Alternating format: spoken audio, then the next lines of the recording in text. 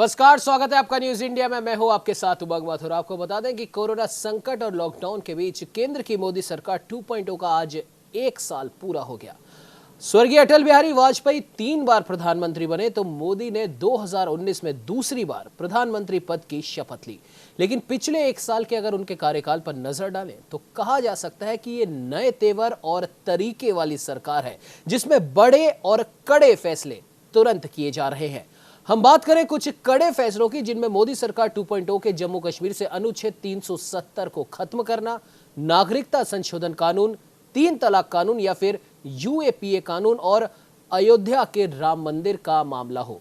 ये ऐसे कुछ कड़े फैसले हैं जो इस सरकार ने करके बताए। मोदी और शाह की सियासत की शैली पुराने बीजेपी नेताओं जैसी नहीं है। अब तुरंत फैसले लिए जाते हैं और साल बीतने के बाद उसे भली भांति महसूस भी किया जा सकता है। आपको बता दें कि ये पहला साल हिंदूवादी विचारधारा के नाम रहा और साथ ही साथ मोदी सरकार की कैबिनेट में आपको हम बता दें कि गृह मंत्री अमित शाह भी एक अहम भूमिका में है। अपनी सरकार के 1 साल पूरे होने पर प्रधानमंत्री नरेंद्र मोदी ने देश के कुछ चुनिंदा 10 करोड़ लोगों के घर अपनी सरकार के 1 साल पूरे होने पर एक पत्र भेजा और साथ ही साथ उन्होंने एक ऑडियो मैसेज भी देश की जनता के नाम दिया है, जिसमें उन्होंने अपनी सरकार के 1 साल पूरे होने के बारे में बताया है, क्या क्या उनकी सरकार ने किया है, क्या चुनौतियां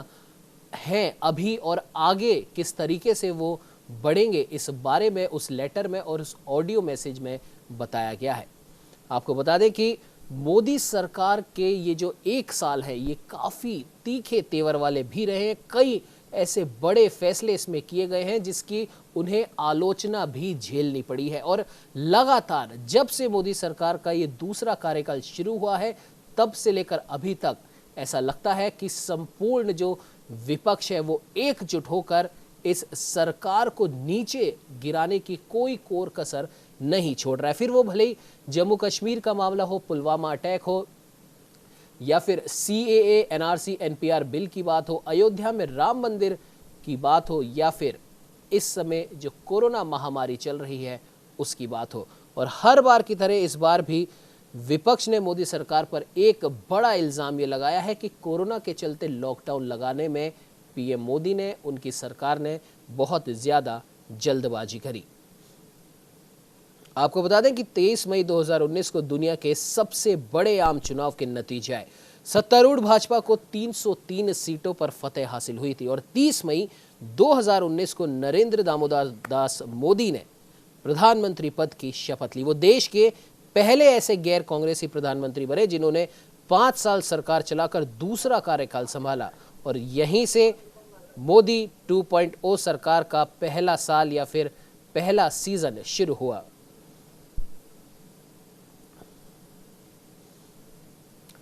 तो वहीं आपको बता दें कि इस पर बात करने के लिए हमारे साथ राजधानी लखनऊ से स्टेट हेड चंद्रसेन वर्मा, विशेष संवाददाता शेखर आनंद त्रिवेदी और राजधानी जयपुर से वरिष्ठ संवाददाता रमेश पुरोहित लाइव जुड़ चुके हैं।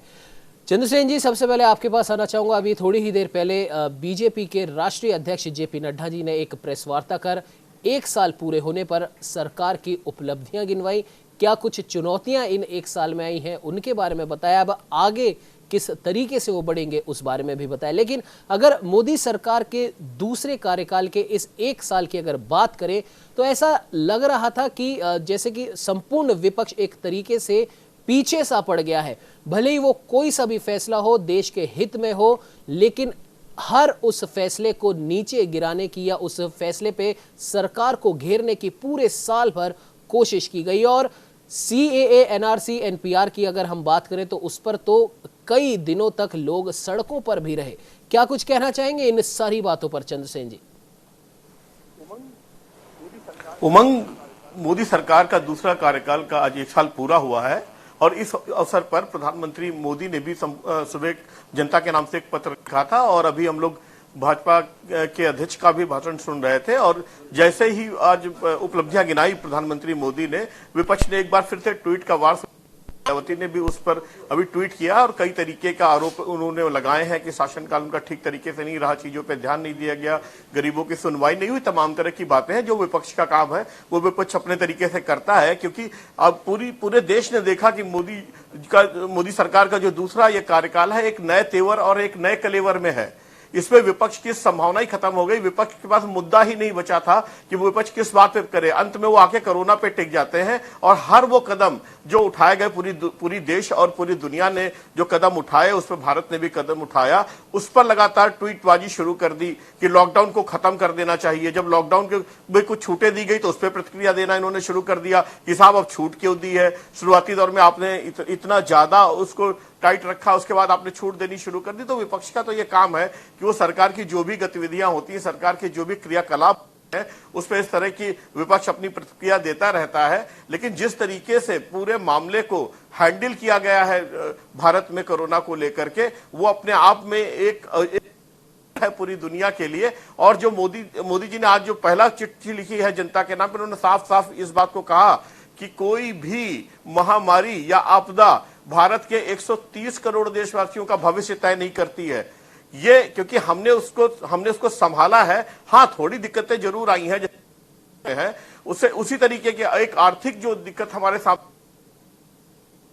एक साल के कार्यकाल में जो उन्होंने फैसले लिए, वो कश्मीर का जो मुद्दा था 370 जो उन्होंने हटाया, वो पूरे देश के लिए नासूर बन चुका था, उसकी याद दिलाई। उन्होंने उत्तर प्रदेश में जो राम मंदिर बन रहा है उसकी याद दिलाई। जो नागरिकता में संशोधन बिल हुआ था जो लागू किया और उसकी उन्होंने मोदी जी ने याद दिलाई। तो जो उन्होंने पूरे एक साल में फैसले लिए और जो क्रियाकलाप किया, उन्होंने साफ साफ अपने शब्दों में कहा कि उन्होंने 24 घंटे और 365 दिन लगातार देश हित में काम किया है। और ये सरकार सभी वर्ग के लिए उसी तरीके से चिंतित है और उसी तरीके से काम करती है। कोई वर्ग का बंटवारा नहीं हुआ, चाहे वो हमारे किसान भाई हो, चाहे वो मजदूर हो, चाहे वो प्रवासी श्रमिक हो, चाहे वो मिडिल क्लास हो और चाहे वो उद्योगपति हो, सबके लिए कुछ ना कुछ इस सरकार ने पूरे साल भर किया है। उमंग, बिल्कुल चंद्रसेन जी, आपने सही कहा और ऐसा लगता भी है क्योंकि लेकिन अगर अब कुछ एक वर्ग को छोड़ दे या कुछ एक आध पार्टियों को छोड़ दे तो लगभग पूरा देश मोदी सरकार के फैसलों से, प्रधानमंत्री नरेंद्र मोदी से काफी खुश सा नजर आया। शिखर, आपके पास आना चाहूंगा। जिस प्रकार से अभी बात चल रही है मोदी सरकार 2.0 के पहले साल के पूरा होने की, तो उसमें एक प्रमुख बात यह रही कि 2019-20 के आम चुनाव के बाद में 4 राज्यों में विधानसभा चुनाव हुए और एक को छोड़कर बाकी 3 जगह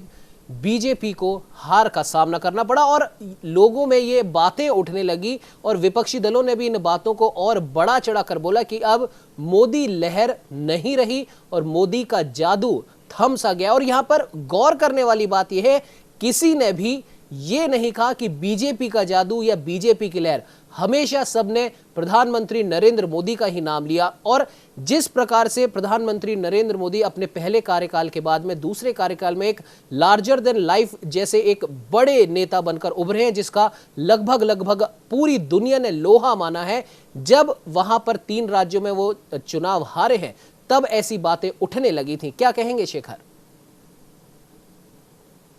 देखिए, चुनाव राज्य का क्या होता है और देश का चुनाव क्या होता है, इसको जनता ने पिछले कुछ वर्षों में अच्छी तरीके से समझा है। सन 2000 के पहले ये स्थिति थी कि चुनाव होता था, वो पार्षदी का हो रहा है, पंचायत का हो रहा है, देश का हो रहा है, विधानसभा का हो रहा है, इसमें बहुत ज्यादा भेद नहीं होता था। कुछ जगहों पर जो कैंडिडेट होते थे उनके नाम पर चीजें आगे पीछे हो जाती थी, वरना एक दौर इंदिरा का देखा, फिर राजीव का देखा, उससे पहले नेहरू का देखा। तो ये एक लहर सी ही थी, मतलब उस तरीके के ऑप्शन नहीं थे। बीच में जब भी कुछ ऐसा हुआ, जब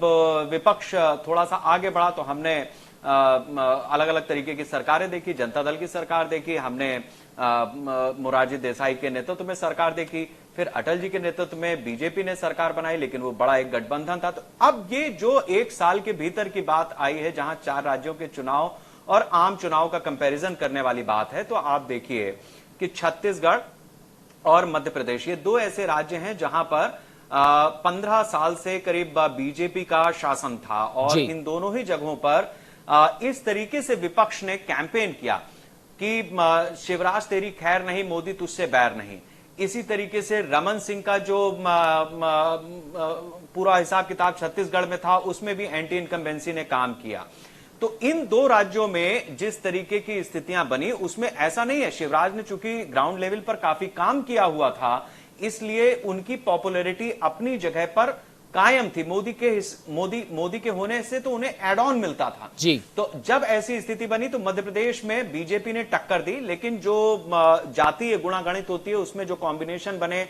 और कांग्रेस ने भी जो मेहनत की, उसकी वजह से एक स्थिति ऐसी आई कि बीच में पच्चर आकर के फंस गया कि कांग्रेस या बीजेपी, और बीजेपी को चूंकि समर्थन नहीं मिला तो कांग्रेस ने वहां पर सरकार बनाई, कमलनाथ चीफ मिनिस्टर बने। दूसरी तरफ छत्तीसगढ़ में रमन सिंह बुरी तरीके से पिछले कई वर्षों में लोकप्रियता अपनी खोते जा रहे थे और उसका परिणाम भूपेश बघेल के रूप में कांग्रेस की सरकार सामने, इसमें कोई दो राय नहीं। राजस्थान पे तो पैटर्न रहा है कि यहां पर 5 साल कांग्रेस, 5 साल बीजेपी, इस तरीके का एक पैटर्न यहां पर चलता आया है। जिस तरीके से वसुंधरा ने पिछले 5 साल में काम किया था और मोदी सरकार से उन्हें बल मिला था राज्य के कामकाज को लेकर के, पब्लिक के बीच में जो पॉपुलैरिटी उनकी बढ़ी थी, वो चीज तो कायम थी, लेकिन वसुंधरा राजे का जो अपना एक अहम था, उसकी वजह से राजस्थान में बीजेपी की सरकार बनते बनते रह गई। वरना यहां पर भी स्थिति ये थी और आज भी है, मैं आपको बता रहा हूं कि आज भी ये स्थिति है कि सचिन पायलट को अगर जरा सी हवा दी जाए, और सचिन पायलट के साथ में चूंकि ये कि वो चीफ मिनिस्टर बनने के लिए उतारू हैं और वसुंधरा के रहते ये हो नहीं सकता, इसलिए वहां पर दिक्कत है। अदरवाइज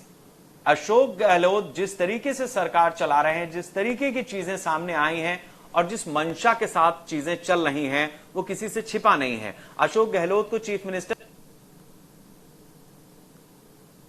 को जो जमीनें दी गई, जिस तरीके से गांधी नेहरू परिवार को अलग अलग तरीके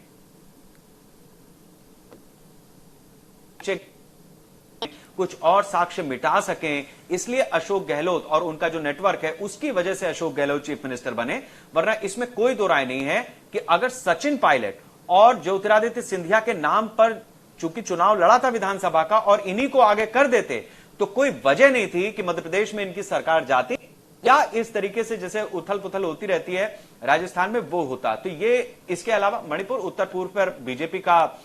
लगातार फोकस रहा है, वहां उसकी सरकार बनी, उसने जो गठबंधन करने थे, जिस तरीके से करने थे, जिनको पार्टी में शामिल करना था वह उसने किया, और सातों राज्य जो हैं आठों राज्य पूर्वोत्तर के, उसमें बीजेपी का जलवा हम देखते चले आ रहे हैं। तो ये हुई 3 राज्यों की बात। अब इसके साथ साथ ले लीजिए महाराष्ट्र का भी जो चुनाव हुआ है, वहां पर भी आप देखिए कि देवेंद्र फडणवीस ने जो पिछले 5 साल काम किया,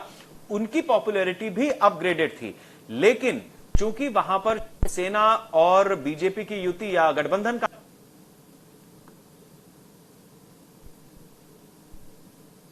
महत्वाकांक्षा चूंकि चीफ मिनिस्टरशिप को लेकर हो गई, या उसे लगा कि मैं बड़ा भाई हूं तो कभी बड़ा भाई था, आज नहीं हूं, मेरा प्रभाव कम हो रहा है वगैरह वगैरह, उसकी वजह से एनसीपी, शिवसेना और कांग्रेस की सरकार बनी। जो सरकार चल रही है ये किसी से छिपा नहीं है। तो ले देकर के बीजेपी, ये भी एक विपक्ष की चाल है, ये एक तरीके का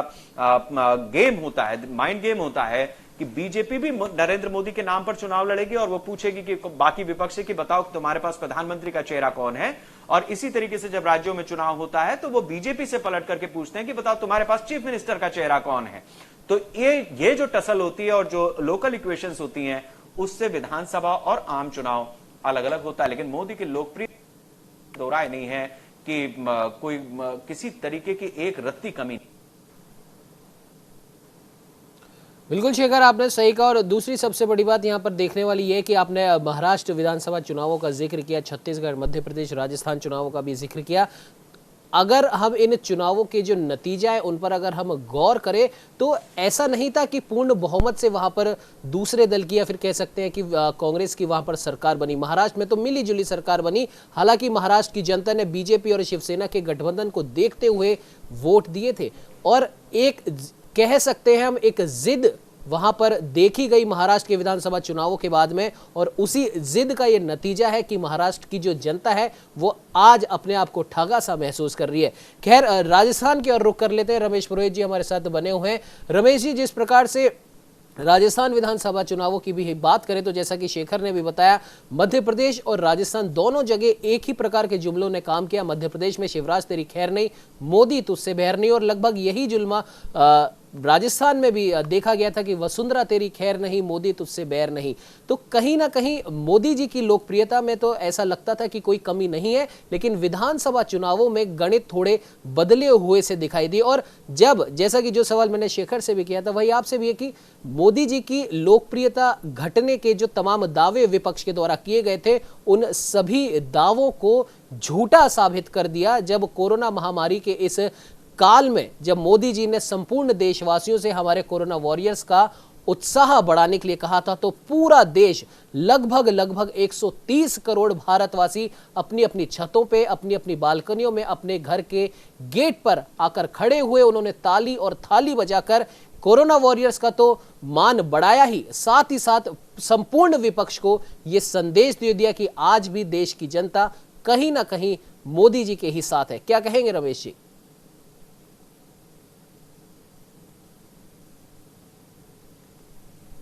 चंद्रसेन जी की और जो है शेखर जी की ही बात को आगे बढ़ाते हुए, मैं ये सही है बिल्कुल कि नरेंद्र मोदी निर्विवाद रूप से एक ऐसे एकमात्र भारतीय राजनीति जो वर्तमान में चल रही है उसमें कि उनके मुकाबले का दूसरा कोई कद्दावर नेता किसी भी पार्टी के पास में नहीं है। भारतीय जनता पार्टी के पास में सिर्फ तुरुप का पत्ता या इक्का कह लो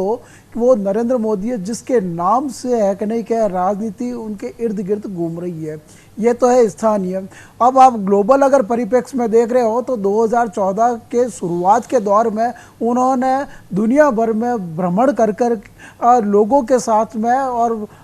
जो क्या कहना चाहिए विश्व के नेताओं के साथ में जिस तरह कि एक पर्सनल केमिस्ट्री के साथ में कूटनीतिक और संवाद स्थापित करते हुए भारत के प्रभुत्व को जो स्वीकार करवाया, उसी का ही नतीजा है कि उन 5 सालों के बाद भी आज इनका जब दूसरा कार्यकाल शुरू के जो पहला साल पूरा हुआ उसमें वह छवि साफ और स्पष्ट दिखाई देती है कि उनका एक ऑरा विश्व के नेताओं के समकक्ष ऐसा हो गया है कि चाहे वो अमेरिका हो, चीन हो, रूस हो या विश्व का कोई भी बड़ा नेता हो, उनकी बात को इग्नोर करके है अपना काम नहीं चला सकता। अमेरिका और चाइना के कोविड संक्रमण काल के दौरान की भी अगर बात करें तो दोनों विश्व के जो नेता है वह भारत की बात को अनदेखी करके अपनी समस्याओं का समाधान नहीं कर सकते। अब रही आंतरिक, तो इस 1 साल के दौरान उन्होंने जो काम किया, और 1 साल में भी मैं ये कहूँगा सिर्फ 6 महीने की बात करो आप, क्यों कि नवंबर दिसंबर के बाद में तो कोविड जो महामारी का जो संक्रमण काल शुरू हुआ उस दौरान के ये जो 6 महीने हैं ये तो नरेंद्र मोदी की जो है सरकार के लिए एक परीक्षा का घड़ी है कि महामारी वैश्विक होने के बावजूद उन्होंने जिस तरह से इसको ये कंट्रोल में किया वह भी विश्व के लिए एक उदाहरण बन गया कि अमेरिका और चाइना सहित वो विकसित देश जो कि स्वास्थ्य सेवाओं के लिए जो है अपनी कमिटमेंट रखते हैं उनकी भी विफलता साबित हुई है। लेकिन यहाँ पर उन्होंने कंट्रोल जो किया और संक्रमण को फैलाने से बचाने के साथ में जान है जहान है का जो मंत्र देकर के काम किया उसके कारण से उनकी छवि एक अलग राजनेता के रूप में उभर करके आई है पहला। और जब राजनीतिक अगर सिनेरियो में जो व्यक्ति रहता है तो वो आलोचनाओं का शिकार होता ही है, 370 हो, कश्मीर का मामला हो या सीएए के जो है कानून हो और मुस्लिम महिलाओं का तलाक का मामला हो, इनके ऊपर जो निर्णय लिया गया और उन्होंने जो एक लंबित जो मामले थे जो बरसों लंबे समय से चले आ रहे थे उनका इस कार्यकाल के पहले 6 महीने के दौरान जो निपटारा किया है वह जो है पॉलिटिकल सिनेरियो में राजनीतिक अगर परिदृश्य में अगर देखा जाए तो विपक्ष उससे कहीं दूर है। तभी तो उन्होंने शुरुआत में ही कहा था कि लटकाओ भटकाओ और अटकाओ की नीति के आगे चलते हुए यह सरकार काम कर रही है। और ये जो कुछ उदाहरण जो चंद्रशेखर जी ने भी बताया और चंद्रसेन जी ने भी बताया उनके आधार पर यह कहा जा सकता है कि नरेंद्र मोदी ने राजनीति में वह लाइन खींच दी है कि दूसरा कोई भी नेता उसके आगे ना तो कभी सोच सकता है ना काम कर सकता है। एक सामान्य आदमी के साथ में सीधा संवाद रखते हुए, और लोकप्रियता की अगर बात कर रहे हो तो कोरोना काल के बाद के इन 6 महीनों के दौरान भी उन्होंने जो कमिटमेंट लोगों के साथ में किया, लोगों ने उनका फॉलो किया। 22 मार्च को जब पहली बार वो जो है लोगों के सामने आए और देश के नाम संबोधन दिया, और जिसमें सिविल जो है जो कहना चाहिए वो जो जनता कर्फ्यू की बात कही थी, पूरा देश ने उसका जो फॉलो किया, पालन किया। और उसके बाद में जब जब भी वो लोगों के सामने आए, उन्होंने जो संदेश दिया उसका आज भी लोग है जो पालन कर रहे हैं, पूर्णतः पालन कर रहे हैं। यही वजह है कि कोविड के इस 4-6 महीने के दौरान जो है उनका जो एक काम करने की शैली है, उन्होंने उसको नरेंद्र मोदी को इतना बड़ा बना दिया। और गाहे बाहे जहाँ जहाँ पे भी अनौपचारिक रूप से अगर कोई बात करता है तो निश्चित रूप से ये कहता है कि यह जो सरकार है वह ऐसे विषम मामले हो जिन पर निर्णय लेने की क्षमता किसी में रही नहीं, उन्होंने भी वो करके दिखा दिया। और रही बात पीओके के कमिटमेंट की, तो वो जो है अगर ये 6 महीने कोविड के अगर नहीं होते तो हो सकता है कि पीओके इतनी देर में तो भारत के जो है सीमाओं के भीतर दिखाई देता। लेकिन कोविड के मामले ने नरेंद्र मोदी के पैर थोड़े से पीछे खींच दिए, और वो जो समस्या जो तात्कालिक उभर करके सामने आई है उसी में ही वो जो है चक्रव्यूह में फंस करके अपना काम कर रहे हैं। लिहाजा ये जो सरकार है वह इन 6 महीनों का ही कार्यकाल की ही बात कर सकते हो आप। हुआ तो आज साल भर पूरा है, लेकिन इन 6 महीनों के दौरान उन्होंने वो निर्णय कर दिए जो कि पिछले 70 साल से कभी हुए नहीं। इसीलिए दिसंबर के बाद में तो ये जो सरकार है वह निश्चित रूप से कोरोना संक्रमण के इस चक्रव्यूह में फंस करके रह गई है। और जो इसी दौरान उन्होंने जो आर्थिक जो पैकेजों का ऐलान किया है और नए भारत का निर्माण की जो संकल्प जो व्यक्त किया है, वह भी जो आधारभूत संरचना के आधार पर जो उन्होंने आगे की 4 साल की अपनी जो दिशा को बता दिया कि इस आधार पर काम करते हुए भारत वोकल से लेकर ग्लोबल तक का जो सफर तय कर सकता है। तो कोई छोटा सा निर्णय हो या कोई एक छोटी सी जो बात हो, उसका ग्लोबल परिप्रेक्ष्य में किस तरह का जो महत्व होता वो अमेरिका ने भी समझ लिया और चाइना ने भी समझ लिया। और मेरे ख्याल से चाइना इसको बहुत बखूबी समझता होगा। जब उन्होंने आत्मनिर्भरता की बात की, आत्मनिर्भरता का मतलब यही होता है कि स्थानीय संसाधनों के साथ में काम करते हुए आपको जो है विश्व में किस तरह से पहचान बनानी है। वह कोविड की जो दिक्कतें थी, महामारी के जो संक्रमण काल के दौरान जो समस्या तात्कालिक उभर कर सामने आई, उसका निराकरण करने के लिए उन्होंने जो बेस तैयार किया है, आने वाला जो 4 साल का इनका वक्त होगा उसमें उन स्टेप्स बाय स्टेप्स अगर वो काम करते जाएंगे तो निश्चित रूप से वोकल से ग्लोबल हो या आत्मनिर्भर भारत हो या नए भारत के निर्माण का अभियान की शुरुआत हो, वह अब से शुरू हुई है। लेकिन उसका जो बेस जो तैयार हुआ है वह आपके दिसंबर से लगा करके मई जून का जो 4-6 महीने का जो ये जो कालखंड है अभी का, उसमें उन्होंने अपना संकेत दे दिया है। और लगता है कि आने वाला जो वक्त है, निश्चित रूप से जब विश्व गुरु की अपन लगातार बात करते आ रहे हैं, तो विश्व गुरु बनने की दिशा में जो संकल्प से सिद्धि तक का जो सफर है वह उन्होंने एक रास्ता तय कर दिया। और यही अचीवमेंट नरेंद्र मोदी के पिछले कार्यकाल के दौरान की बात करो या इस कार्यकाल के 6 महीने की जो प्रारंभिक 6 महीने हैं उसमें बात करो, तो उन्होंने संकेत दे दिया है। गाहे बाहे अब रही बात राजनीति की, तो राजनीति में आलोचना प्रत्यालोचनाएं होती है और सरकारें बनती भी बिगड़ती भी है। स्थानीय जो राज्यों के चुनाव के एक आरोप लगता है कि राज्यों के चुनाव में जो बीजेपी के जो हार के कारण से बीजेपी का जो है या नरेंद्र मोदी का जादू कम होता जा रहा है। कतई नहीं हुआ। विधानसभा के चुनाव स्थानीय लेवल के होते हैं, स्थानीय समीकरणों के आधार पर होते हैं। लेकिन जो केंद्र की अगर बात करोगे तो जो पूरा जो देश का जो लोग आवाम है वह आज भी नरेंद्र मोदी के ऊपर भरोसा करती है कि वही एकमात्र ऐसा लीडर है जो भारत को जो है विश्व गुरु की पहचान कह लो या विश्व में जो एक स्थान होना चाहिए, जो वैक्यूम क्रिएट हुआ है अभी इन दिनों में कि अमेरिका भी जो हालत खराब है, चाइना की भी खराब है, रूस अपने मामलों में उलझा हुआ है, तो जो एक वैक्यूम आ रहा है ग्लोबल परिप्रेक्ष्य में, उसमें भारत अपनी जो जगह किस तरह से और ज़्यादा अच्छी तरह से मजबूत करे वह नरेंद्र मोदी अच्छी तरह से जानते हैं। इसीलिए उनकी जो सरकार के बारे में हालांकि आरोप प्रत्यारोप हर बात पर, हर मुद्दे पर लगता है, और चाहे वो शाहीन बाग हो या वो, तो वो एक स्थानीय राजनीति, खुद की पॉलिटिक्स और राजनीति में रहने के लिए कभी कभी इस तरह की बातें भी उनको करनी पड़ती है। बिल्कुल बिल्कुल रमेश जी, आपने सही कहा कि कभी कभार इस प्रकार की बातें भी होनी चाहिए, और राजनीति है, राजनीति में आरोप प्रत्यारोप का दौर तो चलता ही रहता है। फिलहाल आप सभी हमारे साथ में बने रहिए। इस समय बुलेटिन में वक्त हो चला एक छोटे से ब्रेक का। ब्रेक के बाद इस चर्चा को यूं ही जारी रखेंगे।